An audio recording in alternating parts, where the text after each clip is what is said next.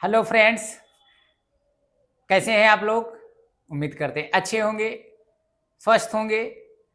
तो पुनः एक बार स्वागत है आपका करियर मास्टर 43 के ऑनलाइन प्लेटफॉर्म पर।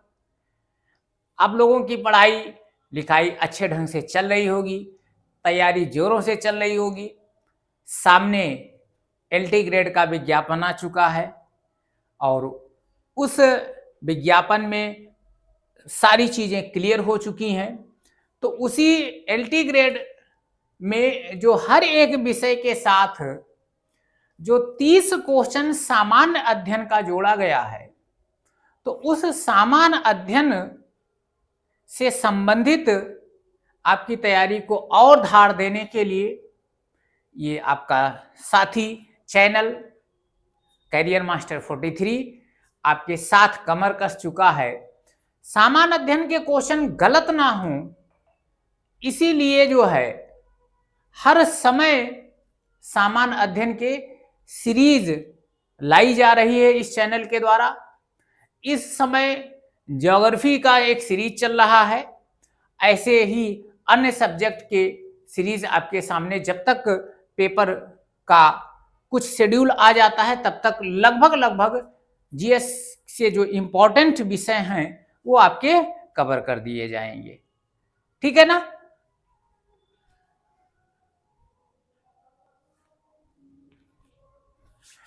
तो जो ज्योग्राफी का ये सीरीज है, इसी क्रम में आगे आज के लेक्चर में, आज के वीडियो में प्रमुख झील, भारत की जलवायु क्या है और जलप्रपात से संबंधित क्वेश्चन उठाए गए हैं। और ये जो क्वेश्चन इसमें शामिल किए गए हैं, ये उत्तर प्रदेश लोक सेवा आयोग में कई बार पूछे गए प्रश्न यहां लिए गए हैं। क्योंकि इस एग्जाम को उत्तर प्रदेश लोक सेवा आयोग के द्वारा ही कराया जा रहा है, तो उसके जितने भी एग्जाम में ज्योग्राफी से संबंधित, खास करके इस चैप्टर से संबंधित जो भी क्वेश्चन पूछे गए हैं, उनमें जो सबसे इंपॉर्टेंट क्वेश्चन है उसको इस सीरीज में शामिल किया गया है। तो चलिए एक एक क्वेश्चन का व्याख्या सहित हम हल निकालेंगे, जिससे इसके साथ साथ जो और सारे जुड़ी चीजें हैं वो भी आपकी क्लियर हो जाएंगी। तो चलिए देर ना करते हुए शुरुआत करते हैं। पहले क्वेश्चन की बात करते हैं कि पहला क्वेश्चन क्या लिया गया है। तो देखिएगा, पहला क्वेश्चन कहा है कि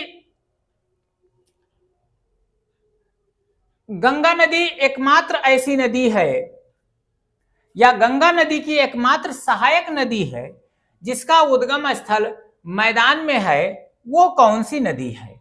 ठीक है ना। तो गंगा नदी की जो सहायक नदी है उसमें सोन भी है, शारदा भी है, रामगंगा भी है, गोमती भी है। लेकिन हमसे शर्त क्या लगाया गया है, शर्त यह है कि कौन सी है जो उद्गम मैदान में होता है, जिनका उद्गम मैदान में होता है, ये आपको डिसाइड करना है। उद्गम मैदान में होता है, विशेषण जोड़ा गया है। तो अब देखिए, सोन नदी कहां से निकलती है, ये तो हिमालय से निकल रही है भाई। सॉरी, हिमालय से नहीं है, कहां से निकल रही है, ये अमरकंटक से निकल रही है। अमरकंटक से इसका उद्गम स्थल है और अमरकंटक कहां है, एमपी में। ठीक है ना। शारदा या सरयू कह सकते हैं, तो ये हिमालय के ढलानों से निकलती है, हिमालय के ढलानों से। ऐसे आपकी रामगंगा भी है, उत्तराखंड में एक स्थान है, वहां से निकल रही है, कह सकते हैं हिमालय, हिमालय कह सकते हैं। अब बचा कौन, एक नदी बचा जो गोमती। तो गोमती नदी जो है ये मैदानी नदी है, गंगा की सहायक नदी है, मैदानी नदी है, जो कहां से निकलती है, मैदान से निकलती है। तो इसका आंसर क्या हो जाएगा, सी हो जाएगा। अब गोमती नदी निकलती कहां से है, तो उत्तर प्रदेश में, पीलीभीत में, उत्तर प्रदेश के पीलीभीत में एक स्थान है या एक झील है जिसको फुलहर झील के नाम से जाना जाता है। उसी फुलहर झील से गोमती नदी का उद्गम होता है। मैदानों से उद्गम होता है, तो इस क्वेश्चन का आंसर सी ऑप्शन हो जाएगा, गोमती हो जाएगा, जो कहां से निकलती है, पीलीभीत डिस्ट्रिक्ट के पास फुलहर झील से ये निकलती है, उत्तर प्रदेश से। ठीक है ना। चलिए अगले क्वेश्चन पर बात किया जाए। अगला क्वेश्चन क्या कह रहा है, कह रहा है नर्मदा नदी पश्चिम की ओर बहती है। पता ही है 5 नदियां पश्चिम की ओर बहते हुए अरब सागर में गिरती हैं, नर्मदा, ताप्ती, माही, लूनी और साबरमती। तो नर्मदा नदी पश्चिम की ओर बहती है, जबकि अधिकांश अन्य प्रायद्वीपीय बड़ी नदियां पूरब की ओर बहती हैं। ऐसा क्यों हमसे पूछा गया है। अब कई ऑप्शन दिए गए हैं, इस पर चर्चा किया जाए और आंसर दिया जाए। या एक रेखीय विभ्रंश घाटी में बहती है या विस्तृत है, तो ये ऑप्शन आपका सही है, नर्मदा नदी भ्रंश घाटी से होकर के बहती है। पहला सही है, भ्रंश घाटी से होकर बहती है। और भ्रंश घाटी से कहां, किसके मध्य बहती है, विंध्य और सतपुड़ा के मध्य बहती है, ये भी आपका सही है। तीसरा क्या है, भूमि का ढलान मध्य भारत से पश्चिम की ओर है, ऐसा नहीं है, यह गलत है। तो पहला और दूसरा सही है। तो इसमें आइए ऑप्शन पर बात करते हैं, केवल पहला और दूसरा या ए और बी। पहला ऑप्शन आपका सही हो जाएगा, तो दूसरे नंबर क्वेश्चन का जो आंसर होगा वो फर्स्ट ऑप्शन हो जाएगा। चलिए नेक्स्ट क्वेश्चन पर बात करते हैं। नेक्स्ट क्वेश्चन क्या कह रहा है, कुछ कूट दिए गए हैं और उसमें आपको आंसर बताना होगा पढ़ करके। तो देखिएगा, नीचे दिए गए कूट का प्रयोग कर सही उत्तर दीजिए। तो कथन क्या दिया गया है, कथन ए है, पश्चिमी घाट की नदियां डेल्टा का निर्माण नहीं करती हैं। पश्चिमी घाट की नदियां डेल्टा का निर्माण नहीं करती, एस्चुरी का निर्माण करती हैं, ज्वारनदमुख का निर्माण करती हैं। अब रीजन क्या है, कारण क्या है, वह छोटे मार्ग से तीव्र गति से कड़ी अथवा कठोर चट्टानों के ऊपर से प्रवाहित होती हैं। ये भी सही है, ये भी सही है। तो अब जब कठोर चट्टानों के ऊपर से प्रवाहित होती हैं और तीव्र गति से प्रवाहित होती हैं, तो ये रीजन इसका क्या होगा, ये तलछट नहीं जमा करती हैं। ये तलछट जो है, तलछट नहीं जमा करती, और जब तलछट नहीं जमा करती हैं, तो तलछट के जमा होने से, निक्षेपण से ही डेल्टाओं का निर्माण होता है। वेग जब कम होता है, तो जो नदियां अपने साथ कंकड़, पत्थर, रेत, बजरी, बालू जो बहाकर बारीक बारीक चीजें लाती हैं, वो जमा कर देती हैं, जिससे डेल्टा का निर्माण होता है। चूंकि पश्चिमी घाट की नदियां इसलिए डेल्टा का निर्माण नहीं करती हैं, क्योंकि वो कठोर चट्टानों के ऊपर से बहती हैं और तलछट नहीं जमा करती हैं। तो इस कथन का स्पष्टीकरण कारण दे रहा है। कथन भी सही है और कारण भी सही है, और कथन को स्पष्ट करता है कारण, अर्थात क्यों नहीं डेल्टा बनाती हैं, इसलिए डेल्टा नहीं बनाती क्योंकि वो छोटे मार्ग से बहती हैं। अब उत्तर कैसे देना है, देखो ए और आर दोनों सही है, तथा आर जो है, जो कारण है, कथन की सही व्याख्या कर रहा है। क्यों ऐसा नहीं बनाती है डेल्टा, क्योंकि इस तरीके से बहती हैं। तो ये ऑप्शन आपका सही हो जाएगा, पहला आंसर सही हो जाएगा। देखो, जब कथन और कारण से संबंधित प्रश्न आपसे पूछे जाए तो उत्तर कैसे देना है, ये जानना बहुत जरूरी है। तो कथन यदि सही है और कारण भी सही है, लेकिन कथन की व्याख्या कारण यदि कर रहा है, तब इस प्रकार का आंसर आपको देना है। और दोनों सही है लेकिन व्याख्या नहीं कर रहा है, तो वो दूसरे तरीके से आंसर देना है। आंसर कैसे दिया जाएगा, ये जानना बहुत जरूरी होता है। तो फिलहाल इस क्वेश्चन का आंसर क्या हो गया, फर्स्ट ऑप्शन हो गया। चलिए अगले क्वेश्चन पर बात करते हैं। अगला क्वेश्चन क्या कह रहा है, भारत के निम्नलिखित नदियों में किसे जैविक मरुस्थल कहते हैं। जैविक मरुस्थल कहते हैं। तो ये तो देश दिया है, ये तो हो ही नहीं सकता नेपाल, भिवानी, भदार और दामोदर। तो इस क्वेश्चन का जो आंसर हो जाएगा वो है दामोदर नदी को जैविक मरुस्थल कहते हैं। क्यों कहते हैं? क्यों कहते हैं? क्योंकि अब रीजन क्या है? रीजन ये है, देखो जैविक मरुस्थल, मरुस्थल जहां कुछ नहीं उगता है, और जैविक का मतलब जहां जीवन नहीं है, जलीय जीव नहीं है। तो दामोदर नदी में जलीय जीव लगभग नगण्य पाए जाते हैं। रीजन क्या है? अच्छा, जलीय जीव वही जल में पाए जाएंगे जहां वो जल शुद्ध होगा, तो अब शुद्ध नहीं है इसलिए नहीं पाए जाते। तो क्यों? क्योंकि ये प्रदूषित नदी मानी गई है।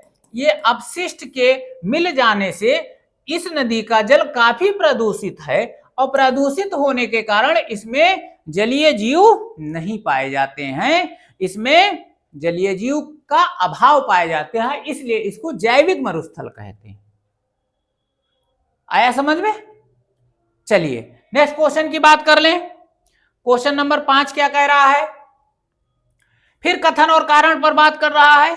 देखो इस सीरीज में ज्यादा से ज्यादा क्वेश्चन कथन और कारण से लिए जा रहे हैं। रीजन ये है क्योंकि उत्तर प्रदेश लोक सेवा आयोग का ट्रेंड है, क्योंकि अब वो ना तो फैक्चुअल टाइप का क्वेश्चन पूछता है, मैच कराने वाले क्वेश्चन और कथन और कारण क्वेश्चन उसके चलन में है, इसलिए हम पहले से इस प्रकार के क्वेश्चन का प्रैक्टिस कर लें।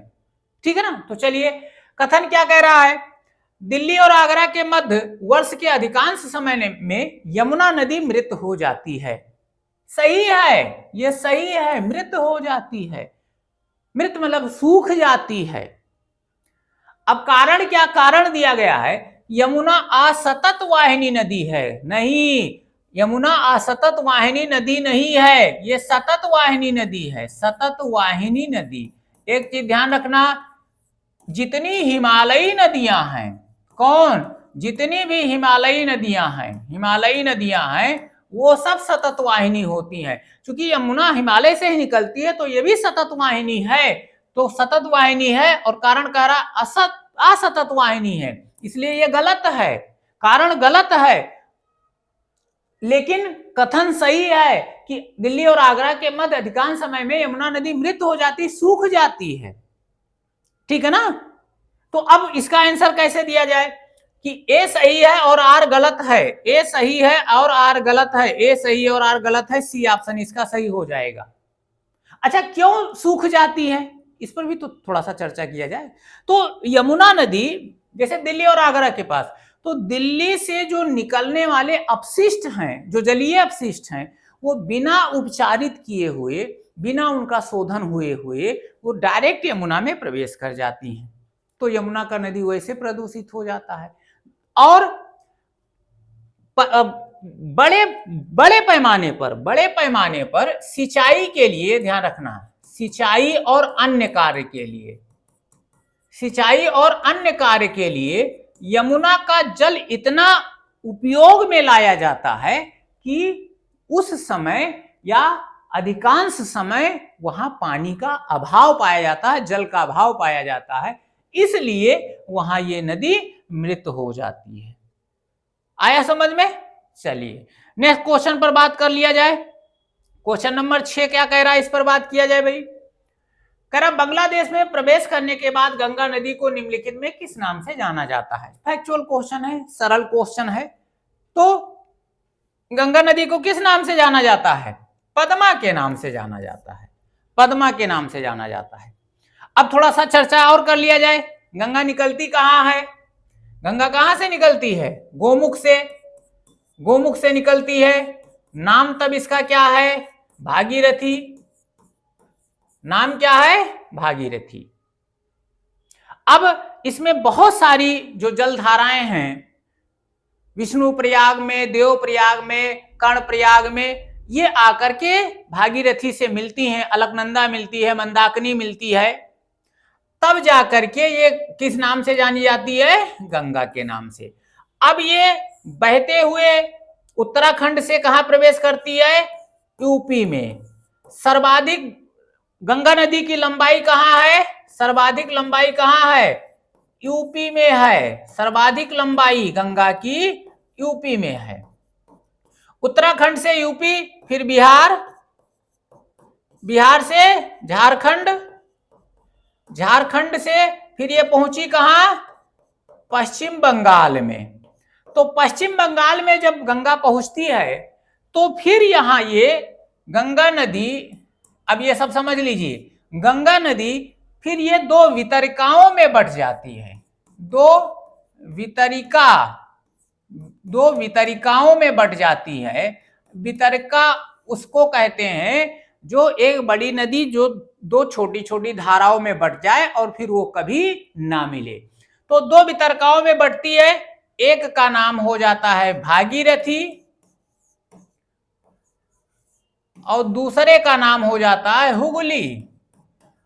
अब आगे हुगली में दामोदर नदी मिलती है और भागीरथी, देखो भागीरथी पश्चिम बंगाल के कहां पर?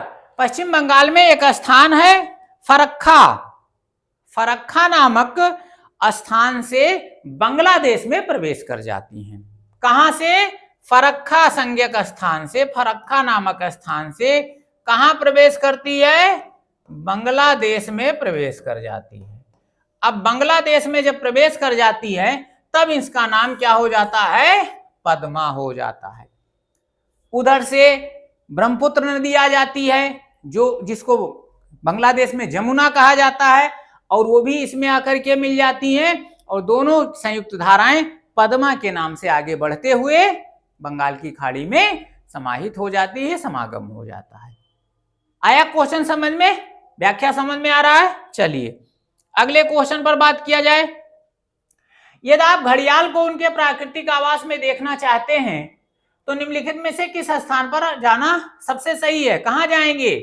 तो घड़ियाल को यदि प्राकृतिक स्थान पर देखना चाहते हैं जहां लगभग विश्व के सबसे ज्यादा मात्रा में घड़ियाल, सबसे ज्यादा संख्या में घड़ियाल यहां पाए जाते हैं, घड़ियाल पाए जाते हैं, मगरमच्छ पाए जाते हैं, मगरमच्छ की एक प्रजाति है घड़ियाल। तो यदि आप उनको प्राकृतिक आवास में देखना चाहते हैं तो आपको जाना पड़ेगा कहां? मध्य प्रदेश चंबल नदी में, चंबल नदी में आपको जाना पड़ेगा। अब क्यों? क्योंकि जल की शुद्धता होगी तो प्राकृतिक आवास कहां है? चंबल नदी पर। आप लोग कमेंट करके बताइए कि घड़ियाल पुनर्वास केंद्र कहां स्थापित किया गया है? ये आप कमेंट बॉक्स में कमेंट करके बताइए, ठीक है ना। घड़ियाल पुनरावास केंद्र कहां स्थापित है? तो इस क्वेश्चन का आंसर क्या हो जाएगा? बी ऑप्शन हो जाएगा। चलिए नेक्स्ट क्वेश्चन, 8वें क्वेश्चन पर बात कर लें। सूची 1 को सूची 2 से सुमेलित करना है और क्या बताना है? कौन सा ऑप्शन आपका सही है? तो यहां कुछ सहायक नदियों को नाम दिया है और वहां नदियों के नाम दिए गए हैं। अच्छा, सहायक नदी का क्या मतलब होता है? आपको पता है कि सहायक नदी किसे कहते हैं? क्या किसी मुख्य नदी से जो नदियां अलग निकलती हैं वो उनकी सहायक नदी कहलाती है, या कोई दूसरी जो नदी है वो उस नदी में आकर के मिल जाती है तब उसको सहायक नदी कहते हैं? तो जान लीजिए सहायक नदी का मतलब, जैसे मान लिया जाए यहां गंगा है, ये गंगा नदी है और यहां मान लिया जाए यमुना है, तो यमुना को गंगा की सहायक कहा गया है। अब ध्यान रखिएगा सहायक किसको कहते हैं? स्वतंत्र नदी यमुना भी है, स्वतंत्र नदी गंगा भी है। अब गंगा नदी बहते बहते यदि कहीं भी जा करके गंगा में मिल जाएगी और यहां संयुक्त होकर के आगे बहेंगी तो अब इस यमुना नदी को गंगा नदी की सहायक कहते हैं, यमुना को गंगा की सहायक कहते हैं। ये कॉन्सेप्ट होता है सहायक नदियों का। ये कतई कॉन्सेप्ट नहीं है कि यदि गंगा से कोई एक छोटी नदी निकली तो ये जो निकलने वाली नदी गंगा की सहायक कहलाएगी, ये कॉन्सेप्ट नहीं है। कोई स्वतंत्र नदी जब किसी नदी में मिलती है तो उसको मिलने वाली जो नदी है उसको सहायक नदी कहा जाता है। तो चलिए आइए इस क्वेश्चन का आंसर दिया जाए। कह रहा कि बेतवा किसकी सहायक नदी है? बेतवा किसकी सहायक नदी है? बेतवा यमुना की सहायक नदी है भाई। क्षिप्रा किसकी सहायक नदी है? क्षिप्रा चंबल की सहायक नदी है। बेनगंगा गोदावरी की सहायक नदी है और तवा नर्मदा की सहायक नदी है। तो चलिए मिलाइए, ए का 2 कहां है? बी ऑप्शन में, बी का 1, सी का 4 और डी का 3। बी ऑप्शन आपका सही हो जाएगा। चलिए नेक्स्ट क्वेश्चन की बात कर लें। निम्नलिखित में कौन एक लैगून झील नहीं है? लैगून झील क्या होता है भाई? सागर के किनारे, जैसे ये आपका भारत है, अब सागर के किनारे कोई एक ऐसा दबा हुआ स्थान, यहां पानी यदि भरा रहता है और कुछ समय के बाद यदि इसका मुहाना बंद हो जाता है तो इस प्रकार की जो झील का निर्माण होता है उसको क्या कहते हैं? लैगून झील कहते हैं। अब इसमें लैगून झील नहीं है, तो लैगून झील देखो भाई, अष्टमुडी लैगून है, ये लैगून है। अष्टमुडी झील कहाँ है? केरल में है। ये लैगून झील है, केरल में है, ये लैगून है। चिल्का झील कहाँ है? उड़ीसा में, ये लैगून झील है, सबसे बड़ी खारे पानी की झील है। पुलिकट झील कहाँ है? आंध्र प्रदेश और तमिलनाडु की सीमा पर, तमिलनाडु की सीमा पर ये लैगून झील है। पेरियार झील ये लैगून झील नहीं है, तो आपका आंसर क्या हो जाएगा? पेरियार झील हो जाएगा। कहां है? केरल में है। कैसा झील है? ये कृत्रिम झील है। कैसी झील है ये? कृत्रिम झील है। तो इस क्वेश्चन का आंसर सी ऑप्शन हो जाएगा। चलिए नेक्स्ट क्वेश्चन की बात कर लें। भारत के किस राज्य में फुलहर झील स्थित है? अभी हमने इस क्वेश्चन को पर चर्चा किया था कि फुलहर झील से कौन सी नदी निकलती है? फुलहर झील से गोमती नदी निकलती है, गोमती नदी निकलती है। और फुलहर झील कहां है? उत्तर प्रदेश का एक डिस्ट्रिक्ट है, उत्तर प्रदेश का एक जिला है पीलीभीत। तो उस पीलीभीत जिले में वहां से फुलहर झील, या वहां फुलहर झील है जहां से गोमती नदी निकलती है। तो इस क्वेश्चन का आंसर क्या हो जाएगा? सी ऑप्शन हो जाएगा। ठीक है ना। चलिए नेक्स्ट क्वेश्चन की बात कर लें। क्वेश्चन नंबर 11, निम्न में कौन सही सुमेलित है? मैच कराना है। निम्न में कौन सही सुमेलित है? झील है और उनकी स्थिति के बारे में बात किया गया है। सही सुमेलित है बताना है। अब लोनार झील तो बड़ा फेमस झील है, जानते ही हैं। कहां है भाई? कहां है और किस प्रकार की झील है? तो लोनार झील क्रेटर झील है। कैसा? क्रेटर झील है। और कहां स्थित है? ये मध्य प्रदेश में नहीं है। ये कहां है? ये महाराष्ट्र में है, ये महाराष्ट्र में है। तो ये तो सही है ही नहीं। नक्की झील गुजरात में नहीं है, ये राजस्थान में है। कहां है? राजस्थान में है, गुजरात में नहीं है, मध्य प्रदेश में नहीं, राजस्थान में है। कोलेरू कहां है? कोलेरू आंध्र प्रदेश में है, यही आपका सही हो जाएगा। कोलेरू कहां है? आंध्र प्रदेश में। अब वैसे भाई ये तेलंगाना में है, ध्यान रखना, ये वैसे तेलंगाना में है लेकिन लिखा आंध्र प्रदेश ही जाता है, तो ये सही है। पुलिकट कहां है? पुलिकट केरल में नहीं है। कहां है? आंध्र और तमिलनाडु की सीमा पर। तो इस क्वेश्चन का आंसर क्या हो जाएगा? सी ऑप्शन हो जाएगा। चलिए नेक्स्ट क्वेश्चन की बात कर ले। कह रहा है निम्नलिखित कथनों पर विचार कीजिए, निम्नलिखित कथनों पर विचार कीजिए। पहला कथन क्या है? भारत में हिमालय केवल 5 राज्यों में फैला हुआ है। क्या ये सही है? नहीं, भारत में हिमालय 5 राज्यों में नहीं फैला है। भारत में हिमालय 12 राज्य प्लस केंद्र शासित प्रदेश में फैला है। 12 राज्य और केंद्र शासित प्रदेश मिलाकर के हिमालय का विस्तार है। ठीक है ना। तो ये पहला गलत हो गया। पश्चिमी घाट केवल 5 राज्यों में फैला हुआ है। सही है? नहीं भाई, ये गलत है। पश्चिमी घाट 6 राज्य में फैला हुआ है। कौन कौन?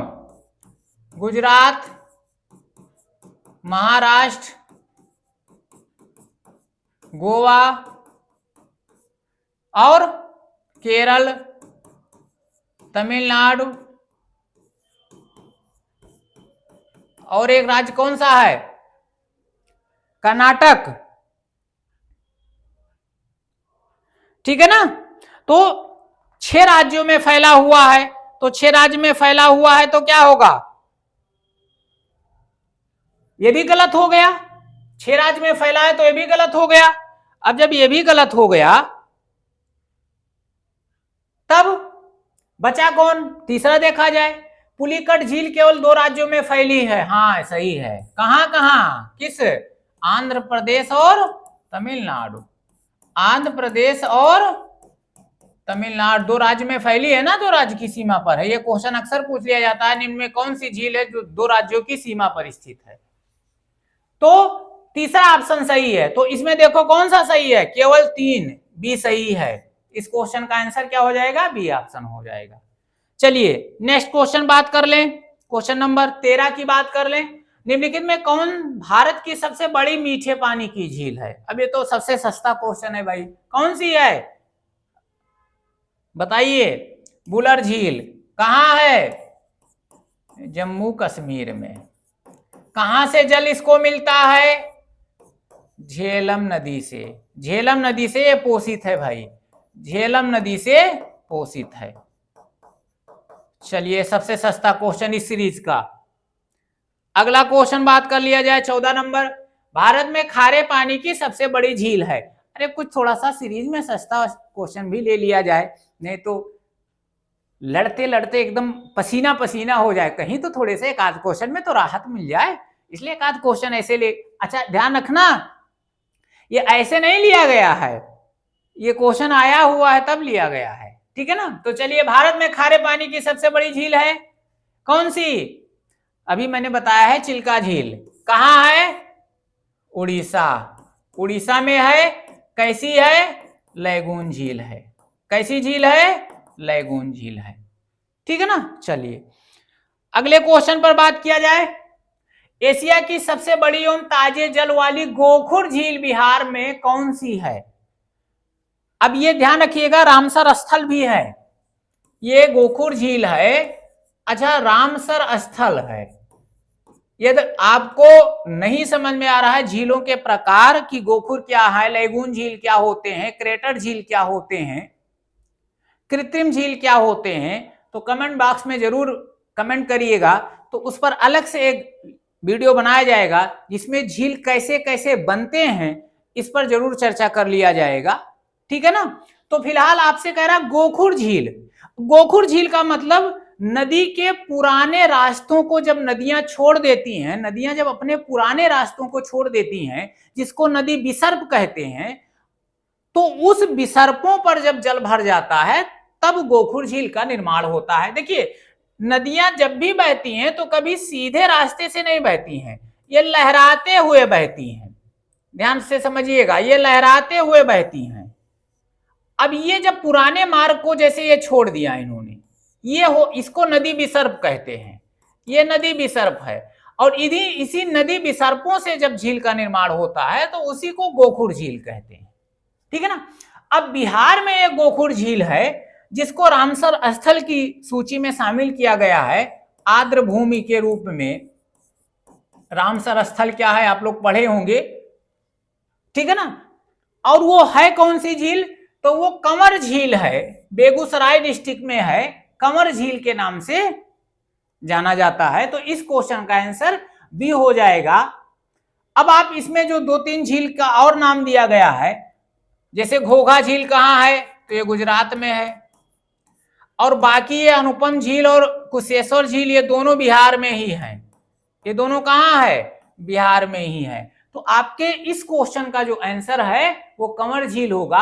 अच्छा ये ध्यान रखिएगा, एशिया की भी सबसे बड़ी और ताजे पानी की, अब झीलें तो बहुत हैं लेकिन ताजे पानी की झील और जो विशेषण जोड़ा गया है गोखुर झील के बारे में, तो ये एशिया की भी सबसे बड़ी ताजे पानी की गोखुर झील है। ये ध्यान रखिएगा, जिसका नाम क्या है?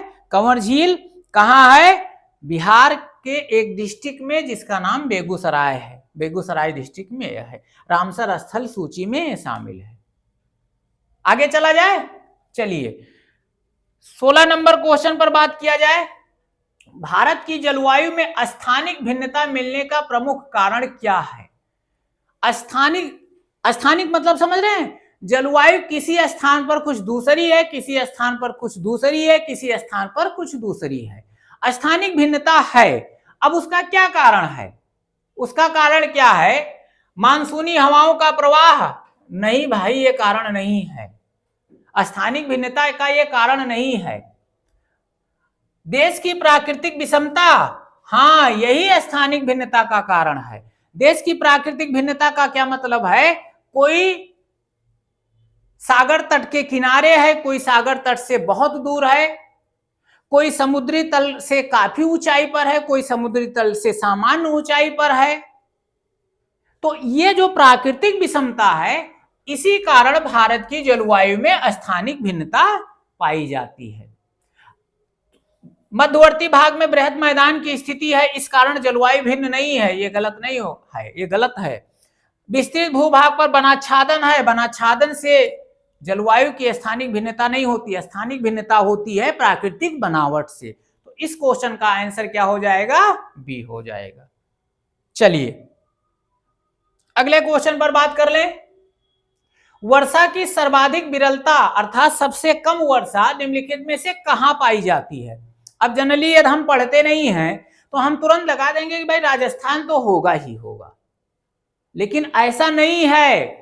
सबसे कम वर्षा भारत में जो होती है वो कहां होती है? लेह में होती है, और इसी कारण इसको क्या कहा जाता है?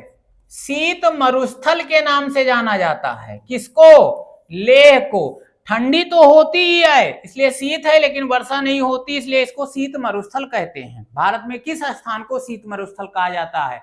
तो लेह को। और सबसे कम वर्षा कहां होती है? लेह में होती है। चलिए अगले क्वेश्चन पर बात कर लिया जाए। क्वेश्चन नंबर 18 क्या कह रहा है? कथन क्या है? भारत मूलतः एक मानसूनी देश है। हाँ सही है भाई, मानसूनी देश है। क्यों? भारत की जो जलवायु है वो कैसी है? उष्णकटिबंधीय मानसूनी प्रवृत्ति की। जो भारत की जलवायु है वो कैसी है? उष्णकटिबंधीय मानसूनी जलवायु है। तो मानसूनी प्रकार की है, मानसूनी देश है। हाँ है, मानसूनी देश है। कारण क्या है? उच्च हिमालय उसे जलवायु संबंधी विशिष्टता प्रदान करता है। हाँ, हिमालय उत्तर की ओर खड़ा है, दो काम करता है। एक तो साइबेरिया प्रदेश से जो हड्डी कपाने वाली बहुत ही ठंडी जो हवाएं हैं उसको एक तो आने नहीं देता, दूसरा जो मानसूनी हवाएं हैं उससे टकरा करके भारत में वर्षा करती हैं। तो मानसूनी देश इसलिए है, मानसूनी देश है। कारण क्या है? क्योंकि हिमालय उसे जलवायु संबंधी विशिष्टता देता है। तो अब इस पर दोनों सही है, और पहले की व्याख्या कारण के द्वारा हो रही है, तो ए और आर दोनों सही है, और आर ए का सही स्पष्टीकरण है। ये पहला आंसर इस क्वेश्चन का हो जाएगा। ठीक है ना? चलिए नेक्स्ट क्वेश्चन पर बात कर ले। भारत के किस राज्य में मानसून का आगमन सबसे पहले होता है? आपको पता होना चाहिए कि भारत के किस प्रदेश में मानसून का आगमन सबसे पहले होता है। तो पश्चिमी घाट में यदि बात करें तो यहां केरल, फिर यहां तमिलनाडु। अब देखो, जब मानसूनी हवाएं प्रवेश करती हैं तो फेरल के नियमानुसार ये दाएं से जब बाएं मुड़ती हैं तो सबसे पहले कहां टकराती हैं? केरल में टकराती हैं, और केरल में वर्षा करती हैं। तो भारत में सबसे पहले जो मानसून प्रवेश करता है वो कहां करता है? केरल राज्य में करता है। इस क्वेश्चन का आंसर डी ऑप्शन हो जाएगा। ठीक है ना? चलिए अगले क्वेश्चन पर बात कर लें, और ये इस सीरीज का अंतिम क्वेश्चन होगा। तो चलिए, लंबा चौड़ा क्वेश्चन है, पढ़ा जाए। दो वक्तव्य दिए हैं, एक को अभिकथन ए, कथन ए कहा गया है, दूसरा उसका कारण है। तो कारण अभिकथन क्या है कि आगरा और दार्जिलिंग एक ही अक्षांश पर स्थित हैं। यदि भारत का अक्षांशीय विस्तार 8 डिग्री 4 मिनट से 37 डिग्री 6 मिनट के बीच देखा जाए तो जो आगरा और दार्जिलिंग शहर है वो दोनों एक ही अक्षांश पर स्थित है। अक्षांशीय समानता दोनों की एक जैसी है। लेकिन क्या है, जनवरी माह में आगरा का तापमान जहां 16 डिग्री सेल्सियस होता है वहीं दार्जिलिंग का तापमान 4 डिग्री सेल्सियस होता है। एक ही अक्षांश पर स्थित होने के कारण भी एक ही महीने के ताप में भिन्नता होती है। अब कारण क्या है, ऐसा क्यों? तो कहा गया कारण क्या है कि ऊंचाई के साथ साथ तापमान घटता है तथा विरल वायु के कारण मैदानी प्रदेशों की तुलना में पर्वतीय प्रदेश अधिक ठंडे होते हैं। यह भी सही है क्योंकि जो जलवायु को प्रभावित करने वाले कारक हैं उसमें अक्षांशीय विस्तार या अक्षांश, उसके बाद में समुद्र तल से ऊंचाई, समुद्र से दूरी, ये सारी चीजें प्रभावित करती हैं। तो जैसे जैसे हम ऊंचाई पर बढ़ते हैं तापमान घटता जाता है, हवाओं की विरलता होती है, इसलिए वहां ठंडी होती है पर्वतीय प्रदेशों में। अब यदि आगरा और दार्जिलिंग की बात करें तो जरूर अक्षांश दोनों का एक ही है, लेकिन समुद्र तल से ऊंचाई दोनों का अलग अलग है। दार्जिलिंग समुद्र तल से काफी ऊंचाई पर है, आगरा कम ऊंचाई पर है। तो जैसे जैसे ऊंचाई पर जाएंगे तापमान क्या होगा, घटता जाएगा। इसीलिए एक जनवरी महीने में जहां आगरा का 16 डिग्री है वही दार्जिलिंग का 4 डिग्री हो जाता है। रीजन क्या है, ऊंचाई के साथ साथ तापमान घटता है। तो इस कथन की स्पष्टीकरण किसके द्वारा हो रहा है, इस कथन को स्पष्ट कौन कर रहा है, आपका कारण। सही दोनों है लेकिन कथन को स्पष्ट कौन कर रहा है, कारण कर रहा है। तो इसमें ए और आर दोनों सही है, आर ए का सही व्याख्या है, ये आपका आंसर हो जाएगा। आया समझ में? तो ये था 20 क्वेश्चनों की एक महत्वपूर्ण सीरीज, और ये ऐसे क्वेश्चन हैं जो उत्तर प्रदेश लोक सेवा आयोग के, चाहे वो पीसीएस की परीक्षा हो, चाहे समीक्षा अधिकारी सहायक समीक्षा अधिकारी की परीक्षा हो, या अन्य जो स्टैंडर्ड लेवल के आयोग के द्वारा आयोजित कराई जाने वाली परीक्षा हो, इसमें ये क्वेश्चन पूछे गए हैं। उम्मीद करते हैं आपको क्वेश्चन अच्छा लगा होगा, पढ़ने में मजा आया होगा, और यदि अच्छा लगा हो, आनंद आया हो, एंजॉय आपने किया हो तो लाइक कर दीजिए, वीडियो को शेयर कर दीजिए, और चैनल पर यदि नए हैं तो चैनल को सब्सक्राइब कर लीजिए। तो आज के लिए इतना ही। नेक्स्ट वीडियो में फिर एक सीरीज के साथ आपके सामने उपस्थित होते हैं। तब तक के लिए धन्यवाद। जय हिंद।